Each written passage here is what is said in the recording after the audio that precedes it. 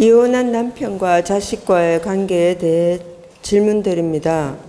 저는 무능한 남편을 만나 일찍 이혼을 하고 이혼의 아픔을 내색하지 않고 자식을 혼자 키웠습니다.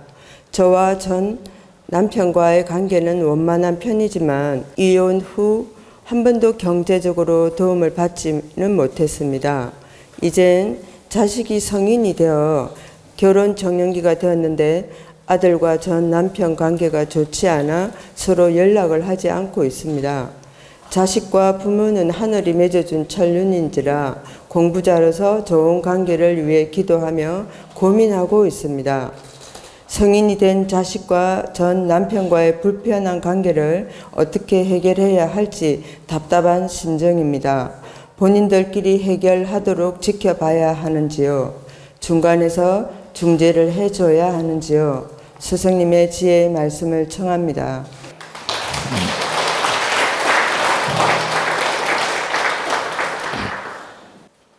편부 밑에서 아이들이 자라는 경우도 있고 편모 밑에서 아이들이 자라는 경우도 있습니다. 이혼을 해서 그러한 경우도 있고 또 사별해서 그러한 경우도 있고, 근데 이혼해서 보통 편부 밑에서 자라는 경우 아버지에 대한 그 적대감을 갖는 자녀들이 많고, 또 편부 밑에서 자란 자녀들이 그 어머니에 대한 적대감을 갖는 경우가 많이 있습니다.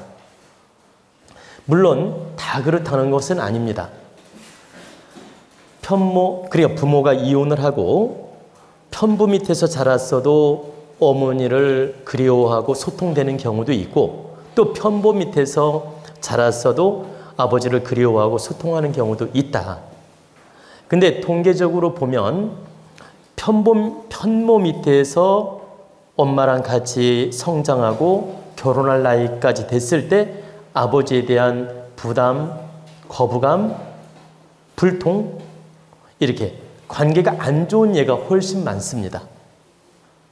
또 편부 밑에서 이렇게 자녀들이 자라서 결혼할 나이가 됐어요. 그럴 경우 어머니에 대한 부정적 선입견, 또 불통, 또 이렇게 소위 말하는 안 좋은 감정들이 있는 경우가 훨씬 많다는 뜻입니다. 그래서 왜 그럼 이런 현상이 생기느냐? 이유가 있습니다. 이혼을 하고 나서 자녀를 케어할 때 아무래도 남편이 무능해서 이혼했든 열받아서 이혼했든 성격이 안 맞아서 이혼했든 어떤 식으로든 이혼할 때 좋은 감정으로 한 건 아니거든. 대부분 나쁜 감정으로 했다는 뜻이에요. 90%는 다 나쁜 감정으로 이혼하는 거야. 10%는 어쩔 수 없이 하는 경우고. 그러면 90%는 다 나쁜 감정으로 이혼을 하기 때문에 어딘지 모르게 아이한테 그 부정적인 트라우마를 준다라는 거예요. 어딘지 모르게 트라우마의 감정, 트라우마의 환경, 그 나쁜 감정들을 아이한테 은연중에 쏟아내는 경우도 있고 전달하는 경우도 있고, 부정적 느낌으로써 이렇게 엄마가 표시를 하거나 아빠가 표시하는 경우가 많다. 그러면 은연중에 엄마랑 살면서 아빠에 대한 부정적 선입견이 생겨요. 은연중에. 하루아침에 생기는 게 아니라 엄마가 혼자 고생하는 것도 막 보면서 아빠가 무능한 거에 대해서 화가 나고, 또 이 엄마가 잔소리를 많이 할 때 이렇게 살면서 막 스트레스 받을 때 아빠가 원망스럽기도 하고, 또 엄마가 아빠에 대해서 부정적인 얘기를 해줄 때 스트레스로 쌓이기도 하고, 등등의 이런 여러 가지 트라우마, 부정적 대화, 어떤 그 환경적 불만, 이런 문제들이 아이로 하여금 세뇌의 교육이 되는 경우도 있고, 부정적 에너지로 자리 잡는 경우도 있고, 부정적 관념으로 심어주는 경우가 있다.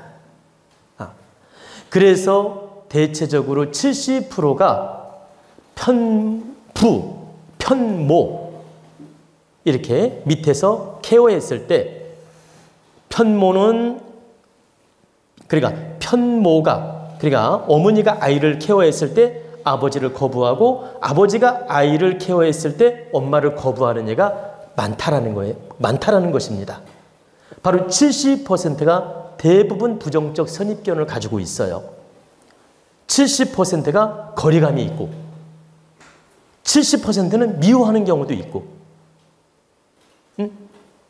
바로 이런 문제점이 있는 것이다. 그래서 지금 질문자 내용을 들어보면 본인은 지금 잘 모르고 있지만 아이를 결혼할 나이까지 성장시키면서 어딘지 모르게 아빠의 부정적인 느낌을 간접적으로도 엄마가 주었고 또 설령 엄마가 직접적으로 말을 안 했다 하더라도 환경이 부정적 느낌을 주었다라는 거예요. 그래서 아이 마음속에는 아버지에 대한 편견, 나쁜 감정, 부정적 감정이 자리 잡고 있다. 그래서 거리감이 있고 만나기도 싫고 대화도 싫은 겁니다. 그러면 이 문제점을 어떻게 해야 될까요? 엄마가 중재를 하면 어떨까요? 물었는데 엄마가 중재하는 것도 물론 도움이 될 수 있습니다.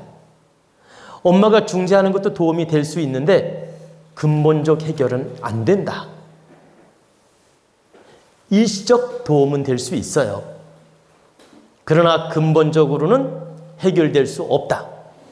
어떻게 해야 될까요? 먼저 부부가 만나서 합의를 봐야 돼요. 먼저 부부가 재결합 안 하더라도 만나서 합의를 보고 아빠가 아이한테 진심으로 사과를 하고 아빠가 마음 공부도 하고 좀 더 나은 질량으로 아이한테 다가가야 됩니다. 엄마가 중재한다고 해결되는 게 아니고 아빠가 이러이러해서 부족했다. 미안하다. 그리고 너를 케어하지 못한 건 다 아버지의 부덕함이다. 그리고 정말 이러이러한 부분에 대해서 상처를 주어 미안하다. 진심으로 내가 사과한다. 이러면서 아빠가 아이한테 진심으로 사과하고 대화를 이끌어내고 나름대로 아빠가 좀 더 질량 있는 모습으로 다가가야 돼요. 다시 말하면 무식한 방법으로 다가가는 건 의미가 없고 마음 공부도 하고 환경도 좋게 가꾸려고 노력을 하고 자기 자신도 좀 더 나은 모습으로 아이한테 보여지도록 노력해야 된다. 나아가서 말 한마디를 할 때도 정말 아이한테 겸손하게 진정성 있게 해야 된다. 아버지라고 권위 내세우고 잘났다고 폼 잡고 명령하듯이 하면 절대 안 된다. 오히려 죄인처럼 다가가야 돼요. 죄인처럼 다가가라니까 언뜻 들으면 저게 말이 돼? 이렇게 생각할 수 있어요. 제가 말씀드리는 건 비굴해지란 뜻이 아니에요. 또 진짜 죄인이 되란 뜻도 아니야. 내가 가정을 바르게 책임지지 못하고 바르게 이끌지 못한 죄인이거든. 그러니까 정말 죄인처럼 참회하는 마음으로 자신을 돌아보고 공부도 하고 깨우치고 정말 내가 아이들한테 상처 준 거에 대해서 참회하는 마음으로 반성하는 마음으로 접근하고 노력을 해야 된다는 뜻입니다. 그리고 대화를 할 때도 정말 아버지 자존심 내세우지 말고 바르게 노력해야 돼요.